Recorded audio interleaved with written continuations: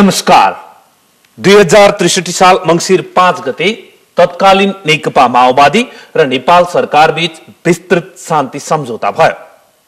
त्यो शान्ति सम्झौताका विविध पार्ट मध्ये एउटा महत्त्वपूर्ण पार्ट थियो सत्य निरूपण तथा मेलमिलाप आयोग गठन गर्ने र द्वन्द्वकालीन समयमा भएका घटनाहरूको छानबिन गरी सत्य तथ्य बाहिर ल्याउने, गम्भीर मानवाधिकार उल्लङ्घन भएका घटनाका दोषीलाई सजाय गर्ने र समाजमा फेरि शान्ति, अमन चयन र पुनर्मिलनको वातावरण सृजना गर्ने भन्ने थियो। तर आज 2071 सालमा हामी कुरा गर्दैछौं र झण्डै 8 वर्षपछि सरकारले हालै सत्य निरूपण तथा मेलमिलाप आयोग र बेपत्ता छानबिन आयोग गठन गरेको छ। हुन त यो आयोग गठनका लागि ऐन बनाउनमै लामो समय विवाद भयो भने राजनीतिक दलहरूबीच आयोगका विषयमा र यसको क्षेत्राधिकारका विषयमा र यसको कार्यविधिका बारेमा मतैक्यता नहुँदाखेरि लामो समय लियो।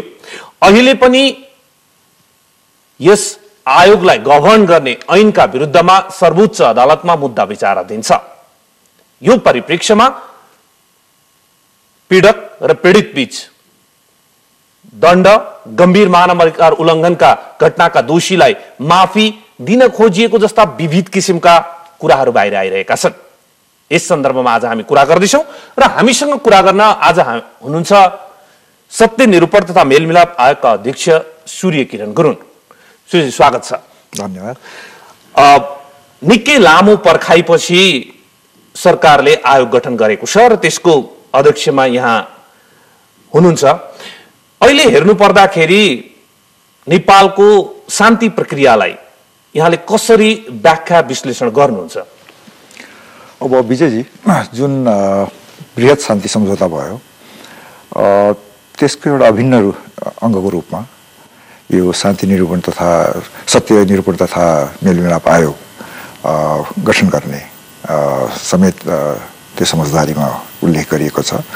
साथसाथै अन्तरिम संविधानमा पनि यो व्यवस्था उल्लेख भएको छ र मैले यसलाई कसरी हेरेको छु भन्दाखेरि द्वन्द्वकालमा विभिन्न घटनाहरू घटे र मानवीय कानुन र मानव अधिकार सम्बन्धी कानुनका घोर उल्लङ्घनका घटनाहरू पनि घटे र समाजलाई एउटा रूपान्तरण गर्नको निमित्त पुनः त्यसलाई सामान्य अवस्थामा पुर्याउनको निमित्त पीडकलाई कुनै पनि प्रकारको सजाय हुँदैन कि भन्ने र समाजमा यी प्रकृतिको घटनाहरू पुनः दोहोरिन्छ कि भन्ने एउटा चाहिँ आशंका जुन व्याप्त छ र त्यसले गर्दाखेरि पीडकलाई न्यायमा पहुँच पुर्याउने र समाजमा शान्ति, अमन चयन र रिकन्सिलिएसन पुनर्स्थापित गराउने विषयमा त्यसलाई त्यो एस्पेक्टबाट व्याख्या गर्नु पर्यो भने कस्तो देख्नुहुन्छ? हाम्रो समाज, हाम्रो पोलिटिकल पार्टिजहरूको वर्किङ स्टाइल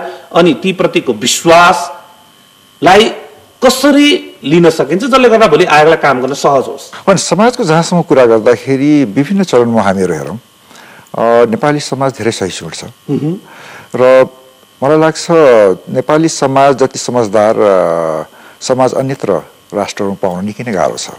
त्यसले गर्दा समाजबाट समस्या होला जस्तो मलाई लाग्दैन। बरु जुन प्रकारको अहिले राजनीतिक दलहरूको बिचमा दूरीहरू बढिरहेको छ, अब कसैले त भनौँ यो संविधान सभाको प्रक्रिया, निर्वाचन प्रक्रियालाई बहिष्कार गरेर बसिरहेका छन्।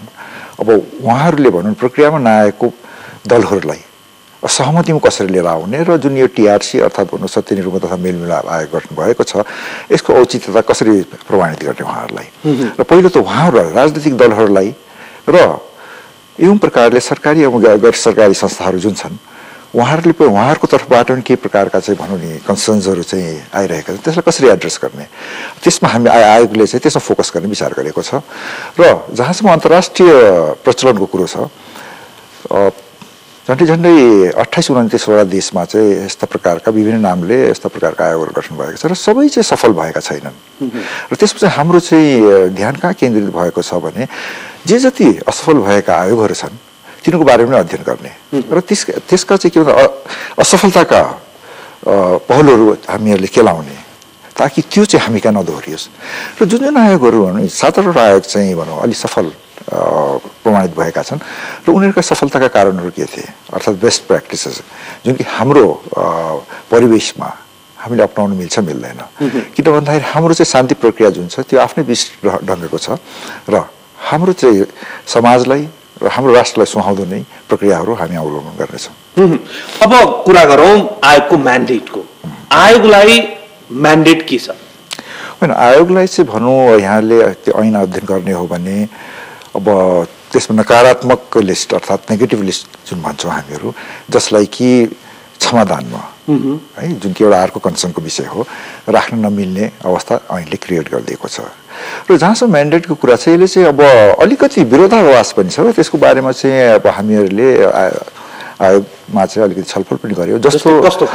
जस्तो भनौँ नि अब आयोग गठन हुन पूर्व कुनै अदालतमा मुद्दाहरू विचाराधीन छन् भने त्यस्ता मुद्दाहरूलाई आयोगले सो अदालतको अनुमति लिएर त्यो प्रमाणहरू कागजपत्रहरू आयोगमा झिकाउने व्यवस्था रहेको छ। तर त्यहाँ मैले के पाएँ भन्दाखेरि अब आयोगले त्यो कागजपत्र झिकाएर आफ्नो छानबिन सुरु गरिसकेपछि अदालतको प्रक्रिया रोकिने कि नरोकिने जारी प्रक्रिया है त्यो स्पष्ट छैन। त्यसले गर्दाखेरि भोलिको दिनमा आयोगले पनि छानबिन गर्ने अदालतले पनि छानबिन गर्ने अदालतले आफ्नो प्रकारको फैसला गर्ने आयोगले अर्को प्रकारको सिफारिस गर्दाखेरि चाहिँ भनौँ न यो conflict of interest conflict of jurisdiction त्यो चाहिँ मैले देखेछु है। त्यसले गर्दाखेरि यसबारेमा चाहिँ त्यतिखेर ऐन मस्यौदा गर्दाखेरि जो मुख्य व्यक्तिहरू हुनुहुन्थ्यो मस्यौदाकारहरू उहाँहरूसँग बसेर हामीहरूले उहाँहरूले के उद्देश्यले यी प्रकारको प्रावधानहरू राख्नुभयो त्यसबारेमा चाहिँ हामीले स्पष्ट हुनको लागि उहाँहरूसँग छलफल गर्नको लागि आफ्नो तयारी हामी गरिरहेछौँ। भनेपछि यो जुन ऐन छ सत्य बेपत्ता छानबिन बेपत्ता पारिएका व्यक्तिको छानबिन सत्य निरूपण तथा मेलमिलाप आयोगको समन्वय व्यवस्था गर्न भनेको होइन यो नै आयोगको लागि म्यान्डेट हो। यही हो। यो ऐनमा भएका व्यवस्था बमोजिम आयोग गभर्न गर्छ अथवा चल्छ अवश्य। अब यसमा कुरा गर्ने हो भनेदेखि चाहिँ सशस्त्र द्वन्द्वको अवस्था भनेर परिभाषित कसरी गरिएको छ भने 2052 सालदेखि 2063 सालसम्मको अवस्थालाई गरिएको छ। यसमा त्यो समयमा भएका द्वन्द्वकालीन घटनामा आयोगले छानबिन गर्ने भन्ने छ। त्यसलाई कसरी परिभाषित गर्ने त्यसभित्र के पर्छन्? होइन त्यसमा चाहिँ भनौँ नि अब हामीहरूका त भनौँ यो प्रथम अभ्यास नै हो र विश्वकै इतिहासमा हेर्ने हो भने यस प्रकारका आयोगहरू हालसालैबाट गठन हुन सुरु भएको हो र त्यसमा चाहिँ हामीहरूले अन्तर्राष्ट्रिय प्रचलन के छ नेपाल चाहिँ पक्ष भएको मानवीय कानुन मानव अधिकार सम्बन्धी महासन्धिहरू र विद्यमान हाम्रो चाहिँ राष्ट्रका कानुनहरू के कसो छन् र के कति हदसम्म त्यसको उल्लङ्घन भयो हैन यी प्रकारका कुराहरूलाई चाहिँ हामीहरूले ध्यानमा राखेर जस्तो भनौँ अनलफुल किलिङ भनिन्छ है अर्थात् भनौँ नि गैर कानुनी यद्यपि भनौँ नि कसैको हत्या गर्नु गैर कानुनी नै हो तर युद्धको दौरानमा भनौँ अन्तर्राष्ट्रिय प्रचलन हेर्ने हो भने कतिपय अवस्थामा चाहिँ युद्धको दौरानमा लफुल किलिङ पनि हुन्छ कम्बाटेन्ट्सहरू बिचमा तर कसैलाई बन्धक लियो आत्मसमर्पण गरिसकेको व्यक्तिलाई हैन एउटा चाहिँ भनौँ कैदीको रूपमा राखेर प्रिजन अफ वार जुन भन्छौँ हामीहरूले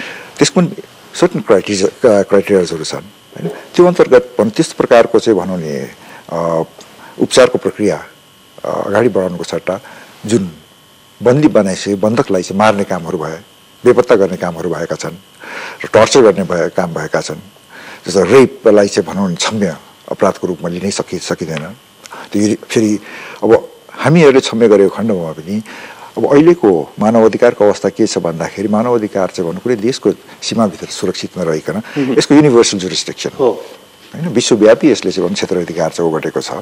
त्यसले गर्दाखेरि हामीहरूले आफ्नो सिफारिस गर्दाखेरि आफ्नो अध्ययन गर्दाखेरि आफ्नो अनुसन्धान गर्दाखेरि र आफ्नो प्रक्रिया अगाडि बढाउँदै अवश्य पनि हामीले अन्तर्राष्ट्रिय प्रक्रिया के छ प्रचलन के छ र कुन कुन महासन्धिहरूमा नेपाल पक्ष भएको छ र हाम्रो राष्ट्रिय कानुनी व्यवस्था के छ ती सबै हामीहरूले चाहिँ विस्तृत रूपमा अध्ययन गरेर अगाडि बढ्नेछौँ। जस्तै यसमा अन्तर्राष्ट्रियको कुरा गर्दाखेरि सत्य निरूपण तथा मेलमिलाप आयोग नै किन गठन गरिन्छ इन्टरनेसनल प्र्याक्टिसलाई हेर्ने हो भने?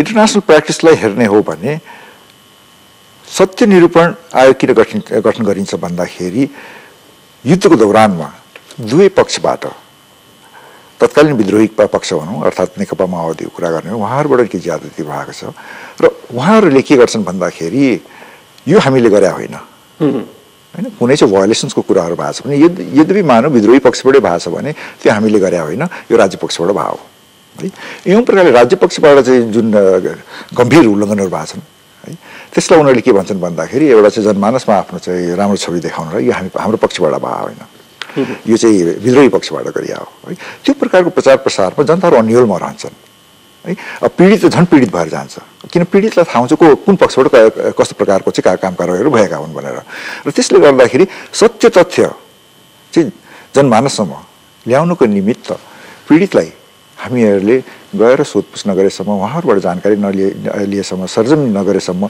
यी कुरा बाहिर आउँदैन त्यसले गर्दाखेरि पीडितलाई राहत दिनको निमित्त यो सत्य कुरो चाहिँ सत्य तथ्य बाहिर ल्याउनु चाहिँ अति आवश्यक छ अब यसमा एउटा नाममै पनि विवाद छ सत्य निरूपण हुनु पर्यो मेलमिलाप गराउने के गराउने भन्ने कुरो चाहिँ सुरुमै भनिनु हुँदैन भन्ने खालको कुरा पनि छ तर नामै सत्य निरूपण तथा मेलमिलाप भनिएको छ सामान्य अर्थमा भन्ने हो भने द्वन्द्वकालीन समयमा कुनै घटना भयो त्यो घटना कसरी भयो को पीडित हो को पीडक हो सबै छानबिन गरेर अध्ययन अनुसन्धानबाट आयोगले सत्यलाई निरूपण गरेर बाहिर निकाल्नु पर्यो अब यसलाई त्यो पीडकलाई दण्डमा लाने कि अब होइन मेलमिलापमा लाने कि भन्ने चाहिँ सेकेन्डरी कुरा त्यसकारण यो आयोगको मेलमिलापको कुरालाई लिएर धेरै नै विवाद छ यसलाई कसरी ट्याकल गर्ने होइन यसमा चाहिँ के छ भन्दाखेरि अलिकति भनौँ नि भ्रम कहाँबाट फैलिएको छ भन्दाखेरि यो आयोगले जबरजस्ती मेलमिलाप गराउने हो कि भन्ने चाहिँ त्यो प्रकारको चाहिँ भनौँ नि आशंका चाहिँ व्याप्त छ तर मेलमिलाप भन्ने कुरो त्यसको बेसिक फाउन्डेसन अर्थात् बेसिक प्रिन्सिपल के हो भन्दाखेरि पीडितको सहमति नभइकन त अर्थात् कुनै पनि पक्षको सहमति नभइकन यो मेलमिलापै हुन सक्दैन त्यसले जुन चाहिँ आयोगले थोपर्ने कुरो चाहिँ राखिएको छ यो सबै भन्नु आशंका किन उत्पन्न भयो भन्दा ऐनमा सहमति भन्ने शब्द परेन तर के भन्दाखेरि आयोगलाई के अधिकार दिएको छ भन्दाखेरि आयोगले यो ऐन कार्यान्वयन गर्नको निमित्त यसको नियमावली बनाउने अधिकार यसलाई छ आयोगले नियमावली बनाउन बाँकी नै छ र नियमावली बनाउने क्रममा चाहिँ यी सबै कन्सर्न्सहरू जुन छ आशंकाहरू जुन छन् र ऐनसँग नबाजिने गरेर हामीहरूले यसलाई चाहिँ भनौँ नि नियमावलीमा चाहिँ प्रवेश गराउन सक्छौँ सबभन्दा विवादित भएको जुन यो मानव अधिकारको गम्भीर उल्लङ्घन भनेर जुन परिभाषित गरिएको छ ऐनमा यो दफा 2 मा के भन्छ अलिकति म पढौँ पनि यसलाई मानव अधिकारको गम्भीर उल्लङ्घन भन्नाले सशस्त्र द्वन्द्वको क्रममा निशस्त्र व्यक्ति वा जनसमुदाय विरुद्ध लक्षित गरी वा योजनाबद्ध रूपमा गरिएको निम्न कार्य भनेर यहाँ लेखिएको छ पहिलोमा हत्या अपहरण तथा शरीर बन्धक व्यक्ति बेपत्ता पार्ने अङ्गभङ्ग वा अपाङ्ग बनाउने शारीरिक वा मानसिक यातना बलात्कार तथा यौनजन्य हिंसा व्यक्तिगत वा सार्वजनिक सम्पत्ति लुटपाट कब्जा तोडफोड वा आगजनी घर जग्गाबाट जबरजस्ती निकाला वा अन्य कुनै किसिमबाट विस्थापन वा अन्तर्राष्ट्रिय मानव अधिकार वा मानवीय कानुन विपरीत गरिएका जुनसुकै किसिमका अमानवीय कार्य वा मानवता विरुद्धको अन्य अपराध भनिएको छ यो मानव अधिकारको गम्भीर उल्लङ्घन भएका विषयवस्तुलाई इन्टरनेसनल ट्रिटीदेखि लिएर हाम्रो संविधानसम्मले यसमा कुनै किसिमको समाधान हुन सक्दैन भनेर परिभाषित गरिएको छ अब यसलाई कहाँ गएर बाँच्छ भन्दा क्षमादान दिन सक्ने जुन अधिकार राखिएको छ ऐनमा चाहिँ आयोगले दिन सक्ने भन्ने कुरा छ त्यसमा भएको प्रावधानप्रति चाहिँ धेरैलाई शङ्का हो त्यो पनि म अलिकति पढेर सुनाऊ यहाँनिर दफा 26 मा चाहिँ क्षमादान सम्बन्धी व्यवस्था छ यसमा के भन्छ भन्दा जुन चाहिँ यस ऐन बमोजिम छानबिन गर्दा उपदफा 4, 5 र 6 मा उल्लिखित मापदण्ड एवं शर्तका आधारमा कुनै पीडकलाई क्षमादान गर्न उपयुक्त देखिएमा आयोगले त्यसको पर्याप्त आधार खुलाई नेपाल सरकार समक्ष सिफारिस गर्न सक्नेछ भनेर घुमाउरो पारामा गम्भीर मानवाधिकार उल्लङ्घनका अपराधीलाई पनि पीडकलाई पनि छुट दिन सक्ने खालको ऐन आयो भनेर विरोध गरिएको छ यसैलाई लिएर सर्वोच्चमा रिट पनि परिरहेछ विचाराधीन छ यसमा तपाईले अलिकति प्रश्नता पार्दिनु पर्यो के भन्दा गम्भीर मानवाधिकार उल्लङ्घनका अपराधीले जसलाई क्षमा नै दिन मिल्दैन यो आयोगले क्षमा दिन्छ कि दिँदैन यसमा म चाहिँ स्पष्ट छु यद्यपि भनौँ नि अब अदालतमा विचाराधीन भएको विषयमा चाहिँ म नबोलौँ सबजुडिस केसमा अब मलाई लाग्छ अदालत पनि आफ्नो निर्णय गर्दाखेरि भनौँ नि धेरै जान्ने बुझ्ने चाहिँ व्यक्तित्वहरू त्यहाँ विराजमान हुनुहुन्छ र उहाँहरूले पनि आफ्नो भनौँ नि फैसला गर्दाखेरि जसको भनौँ नि निसु चाहिँ 14 गते तोकिएको जस्तो मलाई लाग्छ र अवश्य पनि अन्तर्राष्ट्रिय प्रचलन के छ, अन्तर्राष्ट्रिय कानुनले के भन्छ, मानवाधिकार सम्बन्धी कानुनले के भन्छ, मानव कानुनले के भन्छ, हाम्रो राष्ट्रिय कानुनले के भन्छ, संविधानले के भन्छ, यी सबै कुरालाई चाहिँ उहाँहरूले मध्यनजर राखेर नै फैसला दिनुहोला। तर म चाहिँ यसमा स्पष्ट छु, जुन कि भनौँ नि अब ग्रस भायोलेसन या गम्भीर उल्लङ्घनहरू छन्, त्यो चाहिँ भनौँ क्षम्य छैनन् भनेर बोलिसकेपछि त्यसमा आयोगले अन्यथा विचार गर्ने कुरै रहेन। भनेपछि शङ्का गरे जस्तो जबरजस्त रूपमा मेलमिलाप गराउने कुरालाई अघि यहाँले के गरी प्रश्न पार्नुभन्दा हामी त्यसलाई नियमावलीमा अझ प्रश्नसँग आउँछौँ र आयोगले त्यो काम गर्ने छैन भन्दै हुनुहुन्छ। अर्को चाहिँ मानवाधिकारको गम्भीर उल्लङ्घन भएका जति पनि आरोपहरू अघि मैले पढेर सुनाएँ, त्यसमा अन्तर्राष्ट्रिय प्रचलन, हाम्रो संविधान र कानुनी व्यवस्था बमोजिम माफी दिइने छैन। माफी दिइँदैन। त्यसमा चाहिँ आयोगले पूर्ण आफ्नो अधिकार प्रयोग गर्नेछ र जुन गम्भीर उल्लङ्घनका घटनाहरू छ त्यसमा चाहिँ कारबाहीको सिफारिस नै अगाडि बढ्नेछ। अब यो भनिरहँदाखेरि यहाँ एउटा कुरा के राखिएको छ, त्यही दफा 26 मा भन्दाखेरि आयोगले उपदफा 1 बमोजिम सिफारिस गर्नु अघि पीडकले क्षमादानको लागि देखाएको प्रक्रिया पूरा गरी आयोग समक्ष निवेदन दिएको हुनुपर्नेछ भनेर यो व्यवस्थाहरू किन राखिरहेको छ त? होइन, अब पीडकले चाहिँ भनौँ न अपराध बोध भएर क्षमादानको लागि चाहिँ उसले याचना गर्न सक्दछ, तर पीडितले सहमति नजनाएसम्म त्यो प्रक्रिया अगाडि बढ्दैन। पीडितले होइन यो यस्ता व्यक्तिहरूलाई, यस्ता पीडकहरूलाई कानुनी दायराभित्रै लिएर आउनुपर्छ भनेपछि आयोगले त्यसमा जबरजस्ती तपाईँहरू मेलमिलाप गर्नुहोस् भनेर कुनै करकाप गर्न सक्दैन। र अर्को कुरो के छ भन्दाखेरि क्षमादानको लागि यदि भनौँ नि साउथ अफ्रिकाको चाहिँ हामीहरू उदाहरण हेर्ने हो भने त्यतिखेर पनि क्षमादानको लागि झन्डै 12,000 निवेदनहरू परेको थियो, तर आयोगले त्यसमा झन्डै 800 मात्रै क्षमादानको लागि सिफारिस गर्यो, अरू जम्मै कारबाहीको लागि सिफारिस गर्यो। त्यसले क्षमादान दिने माग्ने भनेको चाहिँ पीडकको अधिकारको कुरो हो। त्यसलाई हामी तपाईँ क्षमादानलाई चाहिँ निवेदन दिन्छु भनेर चाहिँ तपाईँ पाउनुहुन्न भनेर हामी भन्न सक्दैनौँ। तर भनेपछि अलिकति यसलाई प्रश्न पारौँ है त। अघि मैले भनिएका दफा 2 मा उल्लेख भएका गम्भीर मानवाधिकार उल्लङ्घनका घटनाका दोषीले पनि क्षमा पाऊँ भनेर निवेदन चाहिँ दिन पायो। अब तोले दिएको निवेदन उप आयोगले कारबाही गर्दाखेरि पीडकसँग सम्बन्धित केसमा जो पीडित हो ऊ पीडितको के चाहियो? सहमति चाहियो, मन्जुरी चाहियो। उनले मन्जुरी दियो भने आयोगले क्षमादानको लागि सिफारिस गर्न सक्ने भयो? होइन, त्यसमा चाहिँ भनौँ नि अब यद्यपि हामीले प्रक्रिया कार्यविधि निर्माण गर्न बाँकी नै छ, तर यसमा अलिकति म यहाँलाई के इन्डिकेसन दिउँ भन्दाखेरि सहमतिको लागि दुवै पक्ष राजी भए, तर पनि अन्तर्राष्ट्रिय प्रचलन, अन्तर्राष्ट्रिय कानुन, मानवाधिकार सम्बन्धी मानवीय कानुन र राष्ट्रिय कानुन हेर्दाखेरि यो घोर उल्लङ्घन हो र यी दफाहरू आकर्षित हुन्छन्। यी दुईटै हामीले प्रस्तावहरू राखेर चाहिँ सिफारिस गर्छौँ, किनभने मुद्दा चलाउने अधिकार आयोगलाई छैन। मुद्दा चलाउने अधिकार नेपाल सरकारलाई भएको हुनाले त्यसपछि उहाँहरूले कुन प्रक्रिया अवलम्बन गर्ने हो, जुन हामी कहाँ आएको कुरा चाहिँ हामी सत्य तथ्य कुरा चाहिँ अगाडि लगेर नेपाल सरकारलाई उपलब्ध गराइयो। त्यो अन्तर्राष्ट्रिय सन्धि सम्झौता जुन हामी नेपाल पक्ष भएर पनि हस्ताक्षर गरेका छौँ, तिनले चाहिँ त्यस्ता किसिमका गम्भीर मानवाधिकार उल्लङ्घन भएको केसमा कुनै पनि क्षमा हुँदैन, कारबाही हुनैपर्छ, पीडकले सजाय पाएको हुनुपर्छ भनिसकेपछि अब त्यसमा पीडकले निवेदन दिन पाउने प्रावधानले नै शङ्का जन्माएको हो नि त? होइन, अब यो त कसो भन्दाखेरि पीडकलाई हामीहरूले वञ्चितै गर्न त सक्दैनौँ। उहाँको अधिकारलाई हामीले सम्मान गर्नुपर्छ, पीडितको अधिकारलाई पनि हामीले सम्मान गर्नुपर्छ।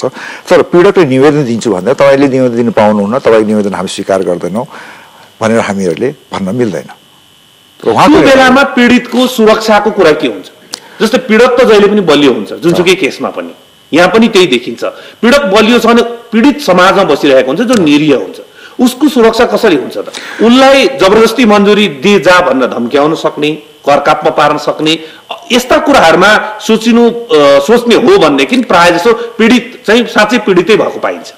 होइन, पीडित भयो जुन साक्षीहरू भए त्यसलाई चाहिँ यहाँले भनौँ न त्यहाँ अलिकति ऐन निहालेर पढ्ने हो भने तिनीहरूलाई चाहिँ आयोगले सुरक्षा प्रदान गर्ने छ भनेर उल्लेख छ त्यसमा। र अब यो सुरक्षा प्रदान गर्ने चाहिँ कार्यविधि के हो त भन्दाखेरि त्यसमा हामीले प्रवेशै गरेका छैनौँ।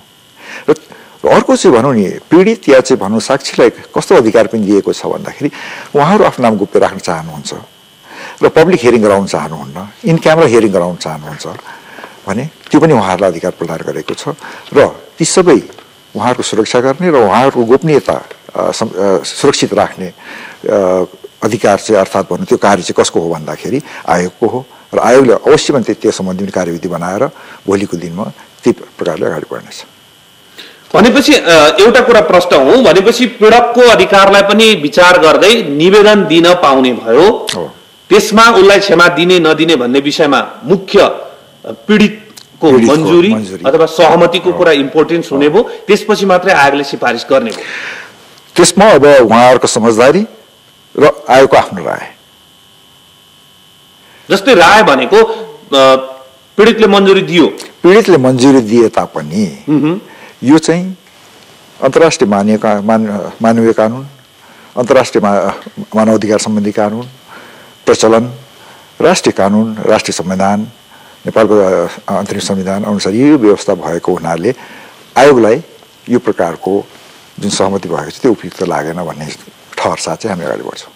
त्यसरी पनि जान सकिन्छ। जस्तै दुई तीनटा घटनाहरू ल्याउँ, सबभन्दा बढी चर्चित घटनाहरू चितवनको माडीमा भएको घटना होइन, मुक्तिनाथ अधिकारीको घटना लगायत अरू पनि छन् त्यस्ता किसिमका कुराहरू, डेकेन्द्र थापाको केस होला, त्यसपछि गएर दोरम्बा घटनाको कुरा छ सबभन्दा बढी चर्चित, अनि चितवनमा नै हो बसमा आगजनी गरेर चाहिँ त्यसरी गरिएका यी घटनाहरूलाई सरस्वती ऐनको व्याख्याभित्र पार्ने गम्भीर मानवाधिकार उल्लङ्घनका घटनाभित्र पर्छ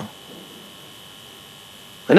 अब यसमा यी व्यक्तिहरू घटनासँग सम्बन्धित पीडितले मन्जुरी दियो भनेदेखि पनि आयोगले आफ्नो अन्तर्राष्ट्रिय ट्रिटी अनुसार, अन्तर्राष्ट्रिय सन्धि सम्झौता, नेपाली ल संविधान अनुसारको राय सहित पठाउने अवश्य। अब दोस्रो पाटोमा जाउँ, सत्य निरूपण गर्नुपर्ने मेलमिलापको पनि छ। मेलमिलाप गराउने जिम्मा आयोगको हो कि आयोगको रिपोर्ट हेरेर सरकारको हो? होइन, मेलमिलाप गराउने जिम्मा हाम्रै हो र त्यसको लागि चाहिँ हामीले त्यो प्रकारको वातावरण सृजना गरिदिनु मात्रै हो। तर के भन्दाखेरि हामीले दुई पक्षलाई तपाईँहरू मिल्नै पर्छ, तपाईँहरू मेलमिलाप गर्नै पर्छ भनेर हामी करकाप गर्न सक्दैनौँ, बलजफ्ती गर्न सक्दैनौँ र त्यसको लागि वातावरण सृजना गरिदिने काम आयोगको हो र निर्णय लिने अधिकार उहाँहरू दुई पक्षको हो। अब यहाँनिर चाहिँ यो मेलमिलाप भन्ने शब्दलाई चाहिँ साउथ अफ्रिकामा प्रयोग भएकोलाई लिएर निकै नै धेरै उदाहरणको रूपमा लिइएको छ। साउथ अफ्रिकाको प्रयोगलाई के भनिन्छ भने त्यहाँ चाहिँ अलिकति क्रिस्चियनिटीमा चाहिँ कन्सियसनेसको कुरो जुन चाहिँ छ, कन्फेस गर्ने कुरो छ, त्यो कन्फेसको आधारलाई लिएर मेलमिलापलाई बढी जोड दियो। हाम्रो नेपालमा त्यो सुहाउँदैन, मिल्दो भएन भन्ने तर्कहरू छन्। अनि त्यसमा त विजयजी अब हामीहरू अहिले भनौँ नि आफ्नो कार्य प्रारम्भ गरेका छैनौँ है, र हामीहरूले भनौँ नि पीडित पक्षसँग अहिले दोहोरो कुरा गरेकै छैनौँ। त्यसले गर्दाखेरि एकपटक चाहिँ आयोगले आफ्नो कार्य प्रारम्भ गरे पश्चात उहाँहरूसँग भेटेर कुराकानी गरिसके पश्चात कस्तो प्रकारको वातावरण छ त्यो बुझ्न हामीलाई सहज हुन्छ। अहिले त केवल हामीले जुन मिडियामा रिपोर्टिङ भएको छ, विभिन्न सङ्घ संस्थाहरूले जुन आफ्नो चाहिँ अनुसन्धान गरेर प्रतिवेदनहरू पेश गर्नु भएको छ त्यो मात्रै अध्ययन गरिरहेछौँ र वास्तविक वातावरण, वास्तविक धरातलमा त हामी उत्रेकै छैनौँ अहिले। त्यसले गर्दा त्यहाँ हामीहरू गइसकेपछि के हो त स्थिति, त्यसलाई हामीहरूले निर्क्युल गर्न सक्छौँ। आयोगले के गर्छ भनिदिनु त एकचोटि। होइन, आयोगले अहिले मैले अघि भने जस्तो ऐन आयो तर यसलाई कार्यान्वयन गर्नको लागि नियमावली आवश्यक पर्छ, त्यो नियमावली छैन र त्यसको निमित्त आयोगले आफ्नो पहिलो बैठकबाट नै एउटा उपसमिति गठन गरेको छ, त्यसले एउटा मस्यौदा तयार गर्नेछ। अर्को जुन आयोगमाथि भनौँ विश्वसनीयताको कुरो छ त्यसमा पनि शङ्का उपशङ्का भएको हुनाले हामीहरूले आफ्नो आचरणलाई पनि नियमबद्ध गर्नुपर्छ। त्यसको साथसाथै हामीले अर्को उपसमिति गठन गरेका छौँ, त्यो चाहिँ आचार समिति भनेर हामीले नामाकरण गरेका छौँ, ताकि भोलिको दिनमा हामीहरू त्यो आचरण बाँध्यौँ, सदस्य लगायत अध्यक्ष र आयोगमा चाहिँ कार्यरत सम्पूर्ण व्यक्तित्वहरू त्यसो बाँध्यौँ र एउटा चाहिँ त्यसले के शङ्का निराकरण गर्ने कार्य गर्छ जस्तो मलाई लाग्छ। र त्यसपछि गएर त्यो मस्यौदालाई आयोगले त्यतिकै पूर्ण रूप दिने होइन, पूर्णता दिने होइन, त्यो चाहिँ सरोकारवाला पक्षहरूसँग पनि गएर हामीहरू डिबेट गराउँछौँ। र त्योभन्दा अगाडि चाहिँ मलाई के लागेछ भन्दाखेरि विजयजी, अब भनौँ नि धेरैले बधाई दिने क्रममा अब अध्यक्ष पद एउटा आयोगको त ठुलै पद होला, यहाँलाई बधाई छ, तर काम के हो त्यो हामीले बुझेनौँ भन्ने पनि छ कि है। र एउटा पढे लेखेको वर्गमा पनि यो सत्य निरूपण त मेलमिलाप आयो के हो, यसको कार्यक्षेत्र के हो, यसको अधिकार क्षेत्र के हो भने यसले के दिन्छ भन्ने कुरो चाहिँ उहाँहरूले बुझ्नु भएको छैन। र त्यसले गर्दाखेरि अब एउटा भनौँ नि पढे लेखेको वर्गलाई यो बारे जानकारी छैन भने ग्रासरुटमा साधारण जनमानसमा चाहिँ उहाँहरूले कसरी बुझ्माछ यो आयोगलाई। र त्यसले गर्दा प्रारम्भिक चरणमा त हामीहरू नेपालको चाहिँ विभिन्न ठाउँमा गएर यो आयोग भनेको यस्तो हो, यसको कार्यक्षेत्र भनेको यस्तो हो, यसले गर्ने कार्यहरू यो हो, यसमा यस्तो व्यक्तित्वहरू छन् र यसबाट यस्तो प्रतिफल आउँछ भन्ने कुरो हामीहरूले चाहिँ हेर्नुहोस् त्यसमा चाहिँ भनौँ जनमानसलाई जनचेतना अभिवृद्धि गर्ने कार्यमा निकै समय खर्चिनुपर्ने आवश्यक देखिरहेको छु है। र त्यहाँबाट हामी सुरु गर्छौँ र त्यसपछि जति पनि भनौँ नि कार्यविधि सम्बन्धी नियमहरू हामीले बनाउनु पर्नेछ त्यो चाहिँ सरोकारवाला पक्षलाई मध्यनजर राखेर उहाँहरूसँग सरसल्लाह नगरिकन हामीहरू त्यसलाई चाहिँ फाइनल गर्दैनौँ। अब त्यो प्रकारको वातावरण छैन भने हामीले त्यो वातावरण लाग्ने काम पनि गर्दैनौँ है। जुन वातावरण छ त्यो वातावरणमै आयोगले कार्य गर्ने हो र जहाँसम्म मेलमिलापको छ त्यसमा चाहिँ आयोगले प्रयास गर्छ एउटा वातावरण सिर्जना गर्ने, दुई पक्षको बिचमा एउटा मेलमिलाप होस्, समाज फेरि सामान्य अवस्थामा फर्कियोस्, एकअर्काप्रति द्वेष अर्थात् कुनै रिस राग नराखोस् होइन। जुन द्वन्द्वकालभन्दा अगाडिको नेपाली समाज थियो त्यही समाजलाई हामी चित्रित गरेर अगाडि बढ्दैछौँ। कतिपय केसहरू अदालतमा विचाराधीन छन्, तिनलाई अघि यहाँले प्रश्न पार्नु भएको छ। त्योभन्दा अगाडि अदालतले कतिपय केसहरू फैसला गरेर बसेको छ। फैसला गरेर जसलाई दण्डित गरेको छ, दण्डित गरेको व्यक्ति के भनिरहेको छ भन्दा यो रेगुलर कोर्टले हेर्ने होइन, यो सशस्त्र द्वन्द्वका बेलाको घटना हो, त्यस कारणले कि चाहिँ सत्य निरूपण मेलमिलाप आयोगले हेर्छ र त्यतिखेरै त्यसले जे भन्छ त्यो मान्छौँ अथवा गर्छौँ भन्ने खालको कुराहरू तर्कहरू आइरहेका छन्। हुन त सत्य निरूपण मेलमिलाप आयोग गठन नभएको बेलामा रेगुलर कोर्टले गरेर मिल्ने नै हो, त्यसलाई अन्तर्राष्ट्रिय प्रचलनलाई हेर्ने हो भने अब आज गठन भइसकेको अवस्थामा भन्नुपर्दा अदालतमा फैसला भएर सजाय तोकिएको व्यक्तिको केसहरू पनि आयोगले अब हेर्न सक्छ कि सक्दैन? हो, यो चाहिँ जटिल विषय छ, ऐन यसमा स्पष्ट छैन विजयजी। त्यसले गर्दाखेरि यसमा त भनौँ नि जुन निकायले फैसला गरिसकेको छ ती निकायसँग हामी अवश्य परामर्श बस्छौँ र अब त्यसमा चाहिँ अब के कस्तो प्रकारको भनौँ निचोडमा हामी पुग्ने हो त्यो त अहिले हेर्न नै बाँकी छ र यो अलि जटिल छ। ऐनले यसलाई सम्बोधन गरेको छैन, यहाँले जुन प्रश्न उठाउनु भएको छ त्यो धेरै नै महत्त्वपूर्ण छ र त्यसलाई अब कसरी एड्रेस गर्ने भनेर त्यो पनि हामीहरूले सोचिरहेका छौँ अहिले। जस्तै यसमा चाहिँ ढुङ्गेलजीको केस नै हो सबभन्दा धेरै चर्चित भएको, अदालतले उहाँलाई दण्डित गरेको छ, उहाँ जानु भएको छैन अहिलेसम्म र उहाँ सम्बद्ध पार्टीले के भनिरहेको छ भन्दा सशस्त्र द्वन्द्वको बेलाको घटना हो, रेगुलर कोर्टले हेरेर हुँदैन भन्ने तर्कहरू गरिराख्नु भएको छ। अब त्यो केस सत्य निरूपण आयोगले फेरि सुरुदेखि हेर्न पाउने नपाउने के हुने विषयमा ऐन मौन छ। त्यसो भए ऐन मौन छ, तर अब भनौँ नि यद्यपि ऐन हामीले अध्ययन गर्ने हो भने अब हामीहरूले चाहिँ के भन्दाखेरि उजुरीको आधारमा कारवाही अगाडि बढाउने हो।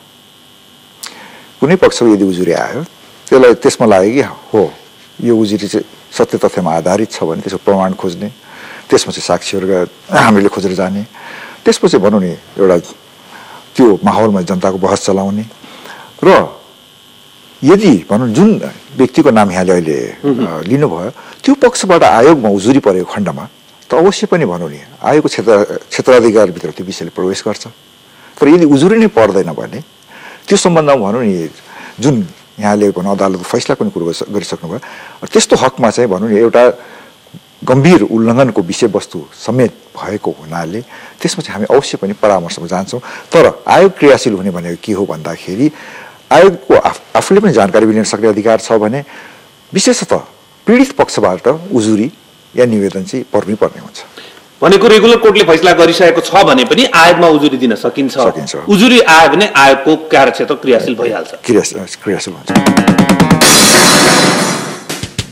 प्रायोजक हामी छौं हामी हौ, अम्बे स्टिल्स, अम्बे सिमेन्ट, यो देशको शिर उच्च राख्दै।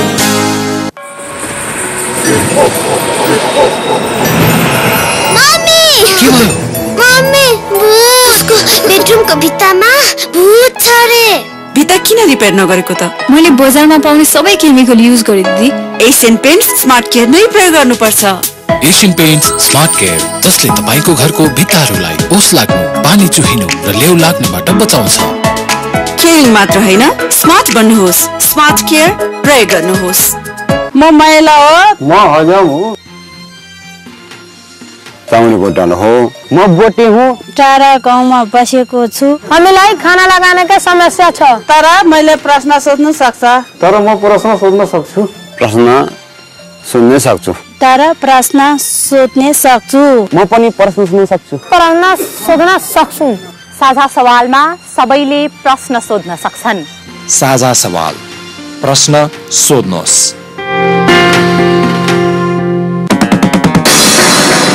अब अर्को कुरा अघि यहाँले प्रश्न पार्न खोज्नुभएको कुरा दोहोऱ्याउन चाहन्छु एकचोटि। अदालतले फैसला नगरिसकेको रेगुलर कोर्टले, तर त्यहाँ विचाराधीन रहेको होइन एउटा। अर्को राष्ट्रिय मानवाधिकार आयोगमा पनि पऱ्यो, किन जबसम्म यो सत्य निरूपण तथा मेलमिलाप आयोग गठन भएन त्यतिखेरसम्म त कहीँ न कहीँ न्यायको लागि त जानु पर्यो नि भनेर धेरै ठाउँमा छरिएका छन्। त्यो छरिएका केसहरूलाई आयोगले कसरी एड्रेस गर्छ? होइन, त्यो त अब हामीहरू अवश्य पनि भनौँ विभिन्न निकायसँग सम्बन्ध राख्नुपर्ने अति आवश्यक छँदैछ। र यहाँले चाहिँ भनौँ नि अब परेको उजुरीको बारेमा कुरा गर्नुभयो र तत्कालीन अवस्थामा तत्कालीन विद्रोही पक्षलाई त भनौँ नि अब हामीले आतङ्ककारी ऐनै बनाएर घोषणा गरेका थियौँ र उहाँहरूको नाममा त भनौँ अझै पनि कतिपय अदालतमा सरकारी निकायहरूमा सायद पक्राउ पूर्जीदेखि लिएर वारन्टहरू चाहिँ बसेको होला। त्यो सबै हामीले त के भन्दाखेरि आयोगले ती निकायहरूसँग समन्वय गरेर ती सबै हामीले आयोगको क्षेत्राधिकारभित्र ल्याउनु पर्ने हुन्छ। र यौँ प्रकारले जुन मानव अधिकार भन्नुभयो र विभिन्न भनौँ सरकारी गैर सरकारी निकायमा उहाँहरूको उजुरीहरू होला, ती सबै पनि उहाँहरूसँग समन्वय गरेर आयोगले आफ्नो क्षेत्राधिकारभित्र अवश्य पनि ल्याउनेछ। आयोगको काम गर्ने शैली कस्तो हुन्छ? ह्युमन राइट अप्रोचमा जाने हो कि लिगल अप्रोचमा, दण्डात्मक अप्रोचमा जाने हो कि होइन पोलिटिकल अप्रोच पो अप्नाउने हो कि कसरी जाने हो? यसमा चाहिँ भनौँ नि अब एउटा पाटोलाई मात्रै राखेर हामी अगाडि बढ्न सक्दैनौँ। किन भन्दाखेरि अब पोलिटिकल जहाँसम्म छ पोलिटिकल पार्टीहरूको यसमा चाहिँ भनौँ सहयोग नभइकन हामी अगाडि बढ्न सक्दैनौँ। तर यी सघाउ पनि मैले भनिसकेको छु, पोलिटिकल पार्टीहरूको राजनीतिक दलहरूको राजनीतिक नेतृत्व तहको हामीलाई सहयोग चाहिन्छ, हस्तक्षेप होइन। हस्तक्षेप कदापि हामी स्वीकार गर्न सक्दैनौँ। यौँ प्रकारले प्युनिटी भन्नाले घोर मानव अधिकार उल्लङ्घनका घटनाहरू छन्, त्यो अवश्य नै दण्डनीय हुन्छन्, त्यो दण्डमा जान्छ। तर कतिपय अवस्थामा चाहिँ हामीहरूले समाजलाई पुरानो अवस्थामा फर्काउनको निमित्त, सामान्यकरण गर्नको निमित्त, त्यसमा चाहिँ एकअर्कासँग मिलेर बस्ने वातावरण तयार गर्नको निमित्त मेलमिलाप भन्ने शब्द पनि यो आयोगको म्यान्डेटभित्र जोडिरहेको छ। त्यसले गर्दा समष्टिगत रूपमा हामीले कुरा गर्दाखेरि यी सम्पूर्ण पक्षलाई एकीकृत गरेर हामीले अगाडि बढ्नुपर्ने छ। कसैलाई एउटा चाहिँ भनौँ छुट्याएर अगाडि हामी बढ्न मिल्दैन। जस्तो भनौँ यहाँलाई स्मरण गराउन चाहन्छु, दोस्रो विश्वयुद्ध पश्चात न्युरेमबर्ग ट्रायल भनेर चल्यो। त्यो कम्प्लिटली के थियो भन्दाखेरि एउटा बदलाको भावनाले गठन गरिएको, अर्थात् तत्कालीन नाजी जर्मनीहरूका चाहिँ जति पनि पीडकहरू थिए उनीहरूलाई दण्ड गर्नको लागि बनेको थियो। तर केही समय यता आएर रेस्टोरेटिभ जस्टिस खलबलिएको संरचनालाई पुनर्स्थापना कसरी गर्ने हो, दण्ड पनि त्यसको पार्ट छ।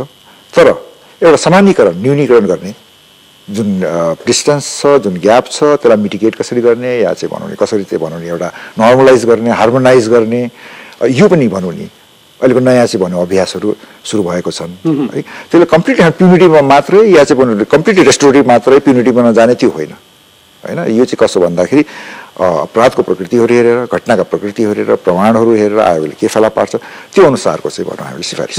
तर हामी कहाँ चाहिँ पोलिटिकल पार्टिजहरूको सिचुएसन के छ भन्दा दुबईले विन विन सिचुएसनमा हामी शान्ति समझौता गर्न आएको भन्छन् एउटा। अर्को त्यसपछिका उहाँहरूको अभिव्यक्तिहरू हेर्ने सशस्त्र द्वन्द्वका बेलामा यस्ता घटनाहरू हुन्छन् भन्ने तर्क सुनिन्छ दुवै पक्षबाट। यो बीचमा काम गर्नलाई पोलिटिकल पार्टिजहरूको त्यो भ्यू आइरहँदाखेरि कतिको सहज होला? सहज छ, किन भन्दाखेरि तत्कालीन विद्रोही पक्षले के बुझ्नुपर्छ र राज्य पक्षले के बुझ्नुपर्छ भन्दाखेरि युद्धका स्थापित नियमहरू छन्, त्यो उल्लङ्घन भएको छ छैन भन्ने कुरो उहाँहरूलाई थाहा छ।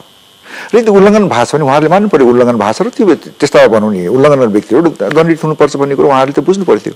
त्यसको म त स्पष्ट छु। तर के भन्दा राज्य पक्षको भनौँ नि तत्कालीन व्यक्तिहरूले र भनौँ तत्कालीन विद्रोही पक्षका व्यक्तिहरूले त्यो बुझ्नु अति आवश्यक छ। युद्धको स्थापित नियम हामीले पालना गरेर युद्धको दौरानमा त्यो हामीहरूले सशस्त्र द्वन्द्वको दौरान हामीले पालना गरेको थिएनौँ। जस्तो उदाहरणको लागि यहाँले अघि माडीको उदाहरण ल्याउनु भयो। माडीको भनौँ नि पत्र पत्रिकामा पढे अनुसार विभिन्न सङ्घ संस्थाको प्रतिवेदन पढे अनुसार सिभिलियन बसलाई चाहिँ एम्बुसमा पारिया छ है। युद्ध नियम अनुसार सिभिलियन त टार्गेट हुनै सक्दैन भने राज्य पक्षका सैनिकहरू त्यसमा चढेको कुरो उल्लेख छ। अर्थात् राज्य पक्षबाट के भयो ह्युमन सिल्डको चाहिँ बनाउने काम भयो, मानव ढाल बनाउने काम भयो भने विद्रोही पक्षबाट के भन्दाखेरि त्यहाँ भनौँ नि सैनिकहरू छन् भनेर सिभिलियन टार्गेटलाई चाहिँ प्रहार गर्न मिल्दैन। दुवै पक्षबाट गल्ती भएको छ त्यहाँ।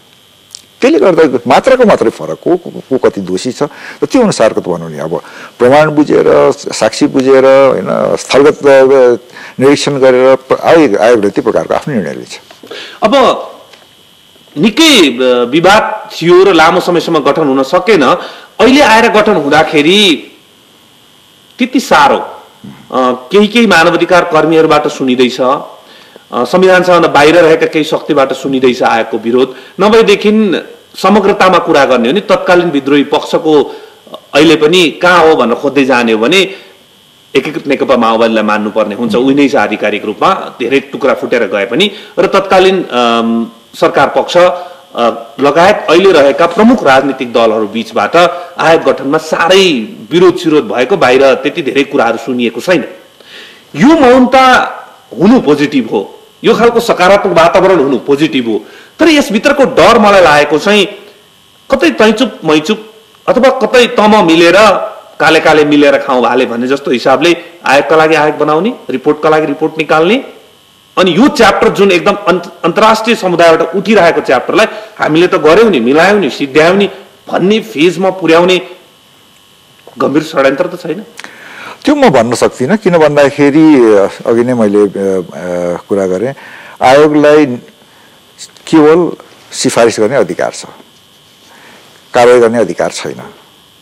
यदि कारवाही गर्ने अधिकार पनि आयोगलाई प्रदान गरिएको भए म केही बोल्न सक्ने अवस्थामा हुन्थेँ। किन भन्दाखेरि हामीहरूले त हाम्रो सम्पर्क मन्त्रालय भनेको शान्ति तथा पुनर्निर्माण मन्त्रालय हो, त्यहाँ प्रतिवेदन दिने हो कस्तो कस्तो घटनामा के कस्तो प्रकारको चाहिँ कारवाही अगाडि बढाउन उपयुक्त हुन्छ भनेर।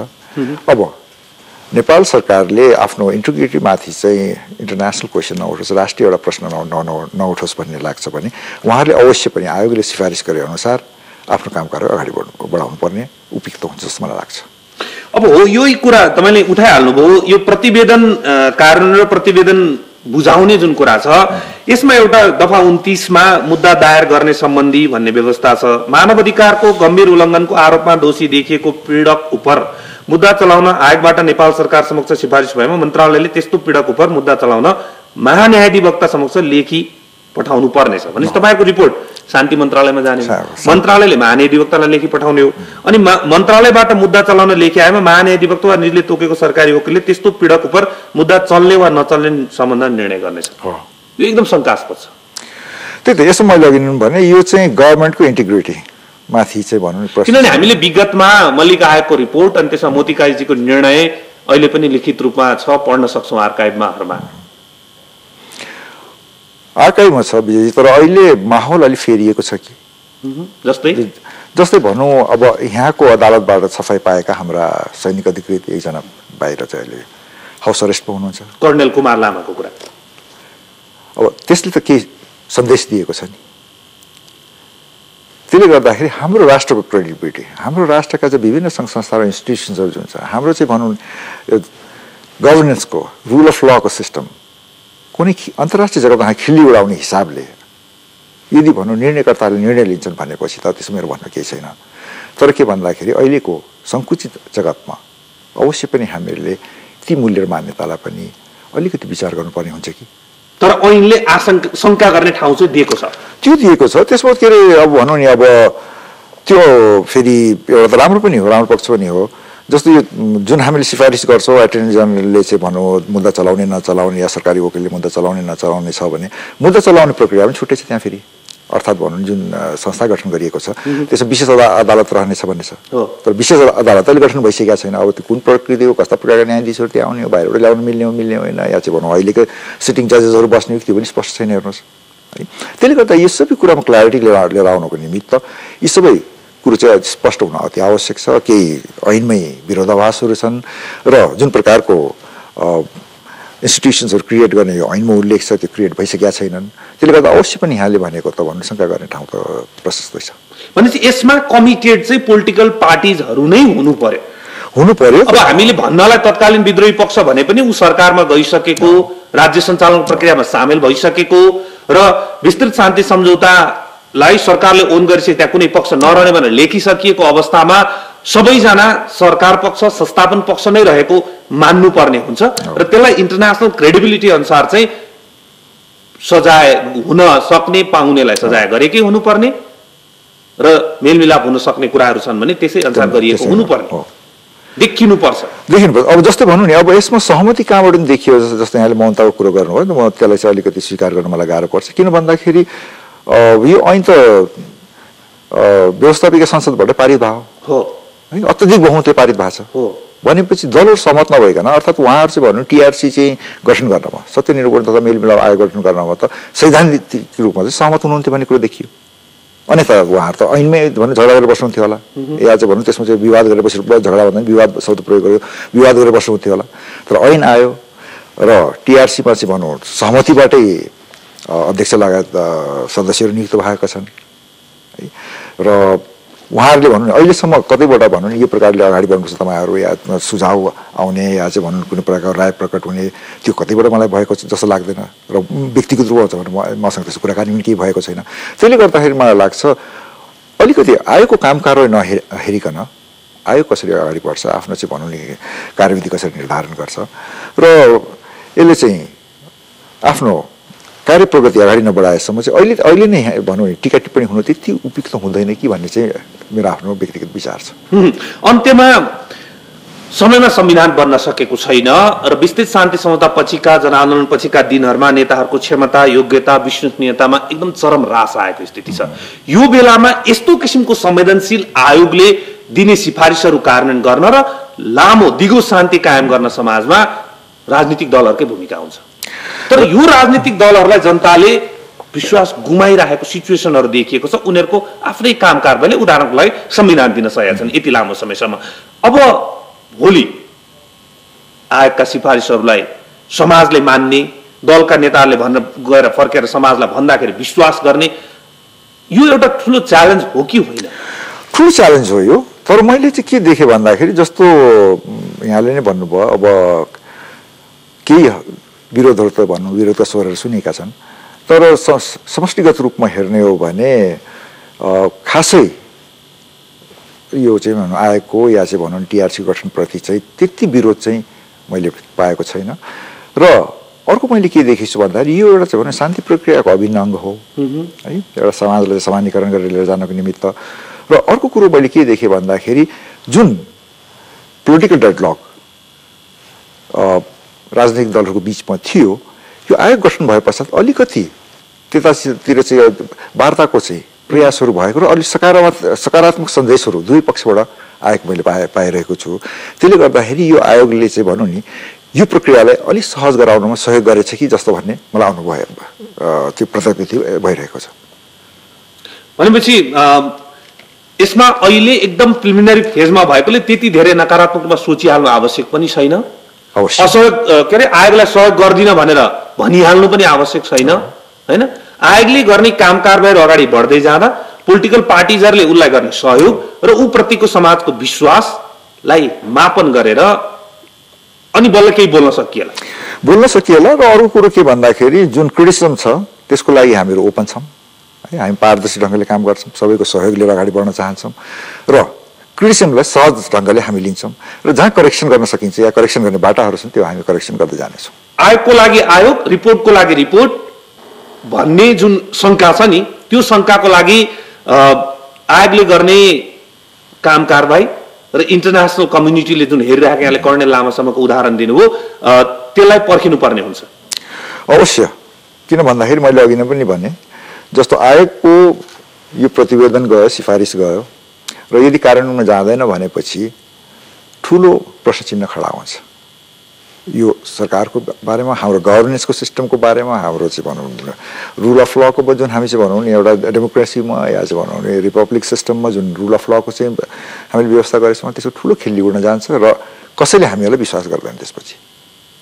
र त्यसले गर्दाखेरि त्यो एउटा मोरल प्रेसर परेको हुनाले मलाई लाग्छ अन्य आयोगका प्रतिवेदनहरू जस्तो निष्क्रिय भएर यो बस्छ जस्तो मलाई लाग्दैन। एउटा कुरा बताइदिनु न, जस्तै आयोगले सिफारिस पनि गर्यो, सरकारले मुद्दाहरू चलाएन, एउटा हाइपोथेटिकल क्वेसन गर्न चाहन्छु, चलाएन, अथवा चाहिँ आयोगले पीडितको अनुमति लिएर र सबै थोक हेर्दाखेरि मेलमिलापको लागि सिफारिस गर्यो भनेको समग्रतामा हेर्दाखेरि इन्टरनल पोलिटिकल सिचुएसनमा इन्टरनल सोसियल सिचुएसनले गर्दाखेरि कुनै बाध्यात्मक निर्णयहरू काम कारबाहीहरू भयो भने पनि त्यतिखेर इन्टरनेसनल कम्युनिटीले र अहिले कर्णेल लामाको जस्तो इन्टरनेसनल त्यसको जुरिस्डिक्सन इन्टरनेसनल भएको हुनाले कुनै पनि अर्को देशको अदालतले क्वेसन उठाउन सक्ने कारबाही गर्न सक्ने अवस्था रहन्छ कि रहँदैन?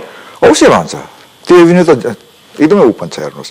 र प्लस एउटा चाहिँ हाम्रो यो ऐनमा चाहिँ राम्रो पक्ष के छ भन्दाखेरि हामीहरूले अर्थात् आयोगले गरेको सिफारिस कार्यान्वयन भए नभएको अनुगमन गर्ने अधिकार कसलाई दिएछ भन्दा राष्ट्रिय मानव अधिकार आयोगलाई। त्यसले गर्दाखेरि त्यो आयोगले पनि हाम्रा सिफारिसहरूलाई अर्थात् आयोगको सिफारिसहरूलाई अवश्य पनि प्रभावकारी ढङ्गले कार्यान्वयन गराउनको लागि जुन आफ्नो क्षमता छ त्यो प्रयोग गर्छ जस्तो मैले विश्वास लिएको छु। र अन्य अघि नै मैले निवेदन गरेँ अन्य आयोगका प्रतिवेदनहरू जस्तो निष्क्रिय भएर यो चाहिँ थन्किएर बस्छ जस्तो मलाई लाग्दैन।